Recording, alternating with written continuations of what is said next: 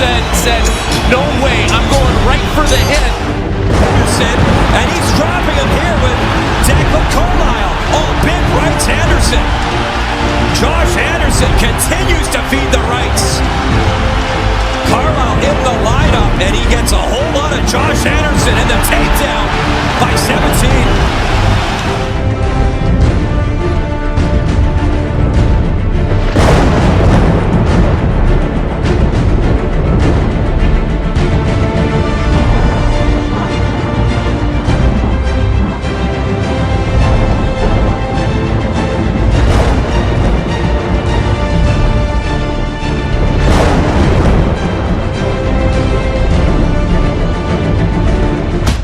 Le Canadien de Montréal va battre le Lightning de Tampa Bay en 6 parties. Le Canadien est une meilleure équipe que le Lightning. Mais croyez-moi pas sur parole. J'axe pas mes opinions sur de l'air. J'axe mon opinion sur des faits, sur des constatations, après des recherches. Les Canadiens ont évidemment un gros avantage à débuter sur la route. Pourquoi? Premièrement, on veut être loin de la pression puis du cirque de Montréal pour le début des séries. Ça va être un free-for-all, on le sait. Le Canadien vient de terminer la saison avec une meilleure fiche sur la route qu'à domicile. On a récolté 56 points sur la route, 50 à Montréal. On a marqué 3,6 buts en moyenne sur la route, 3,3 à Montréal. Je vais vous amener un plaidoyer qui va vous faire comprendre mon point de vue et pourquoi je favorise le Canadien dans cette série-là. Des détails importants à ne pas négliger. On sait que dans le sport, dans le hockey, marquer le premier but, c'est un avantage marqué, je ne vous apprends rien. Sur la route cette saison, 18 des 24 victoires du Canadien sont survenues après que les Habs aient inscrit le premier but du match. Ça donne très, très bien. Savez-vous pourquoi? Parce que le Lightning de Tampa Bay est 29e dans la Ligue nationale de hockey en ce moment pour les buts marqués en première période depuis le 25 février. Là, vous allez me dire, mais pourquoi le 25 février? Où c'est? Regardez bien. Le Lightning de Tampa Bay, c'est une équipe un peu comme notre système de santé à 2 vitesses. Ils ont connu une séquence extraordinaire du 20 décembre au 25 février. Pour le reste, ça a été une saison assez ordinaire. Du 20 décembre au 25 février, ils ont cumulé 20 victoires, une défaite à la régulière et une défaite en prolongation. 41 points de classement sur une possibilité de 44. Mais depuis le 25 février, c'est 13 victoires et 12 revers. Un club de 500. Pour la même période, le Canadien a 16 victoires, 7 revers et 2 défaites en prolongation, joue pour 680. Le Canadien a beaucoup plus de momentum. Mais attendez, c'est pas tout. Le Canadien est évidemment une équipe beaucoup plus constante, beaucoup plus stable que le Lightning sur une saison complète, sur l'entièreté de la saison.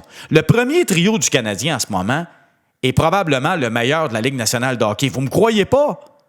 Jake Gonzo, Braden Point et Nikita Kucherov ont 87 points combinés depuis le 27 février.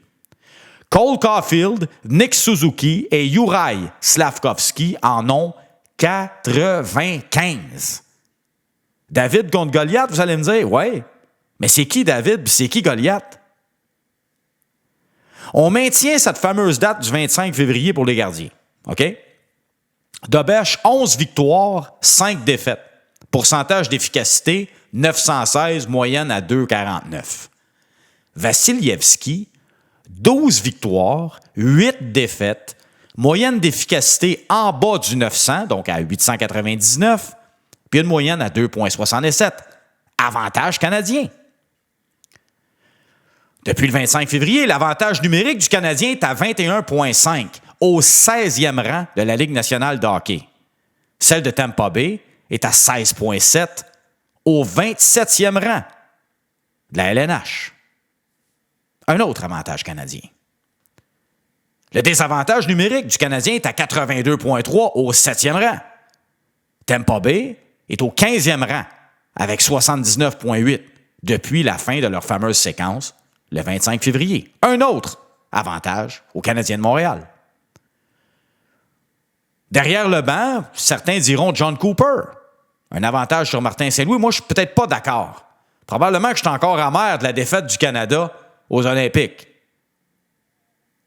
John Cooper a une équipe incroyable sur papier, on va se le dire. Je pourrais continuer avec les statistiques, mais c'est pas ça le point en ce moment.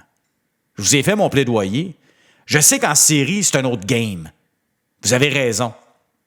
Certains vont dire, ouais, mais le Canadien, l'année passée, ont affronté les puissants et redoutables Capitals de Washington. Se sont fait brasser, se sont fait frapper. Le Canadien a acquis de l'expérience. La fameuse expression « tu dois apprendre à perdre avant de pouvoir gagner ». Le Lightning, c'est pas le même genre d'équipe que les Capitals de Washington. Ils sont très forts sur papier, le Lightning, mais le Canadien a le momentum, ils ont de la vitesse, ils ont le swag. Il y a quelque chose de magique avec la saison de Caulfield, Suzuki, Slavkovski, Demidov, Hudson, Dobesch. Je pourrais même rajouter Kapanen, qui a connu un début de saison incroyable. Un spécialiste des mises en jeu, Dano, un peu sous-estimé. Le Canadien doit et va transporter ce momentum de saison régulière en séries éliminatoires et être sans complexe contre le club pacté de Tampa Bay. C'est pas vrai qu'on va être les Maple Leafs de Toronto. C'est pas vrai qu'on va être une équipe qui va se contenter de juste avoir connu une bonne saison régulière puis de se faire sortir cul par-dessus tête en série. Non. Il y en a qui préconisent la psychologie renversée. Il y en a qui aiment ça, parier contre leur équipe. Parce que comme ça, quand leur club gagne, ben, ils sont contents de s'être trompés. Hein? Puis si leur club perd, ben, ils vont chiquer leur gomme puis ils vont se targuer d'avoir... je vous l'avais dit. Hein? Cette fameuse game-là, moi, je la joue pas. Je la joue pas, cette game-là. C'est pas juste mon cœur qui parle. C'est pas juste mon cœur. Je suis pas un fafan. Je suis pas un fafan du Canadien. Je suis un fan du Canadien. Je suis pas un fafan du Canadien. Il y a une nuance importante. Ma tête parle en ce moment. Je le pense sincèrement. Le Canadien va gagner en 6 et éliminer le Lightning de Tampa Bay au Centre Bell à Montréal. Je vous invite à vous abonner à Offre Hostile si ce n'est pas déjà fait, à liker le produit si vous l'appréciez, évidemment. Sur ce, je vous dis go Habs go et ciao tout le monde. On s'en parle bientôt.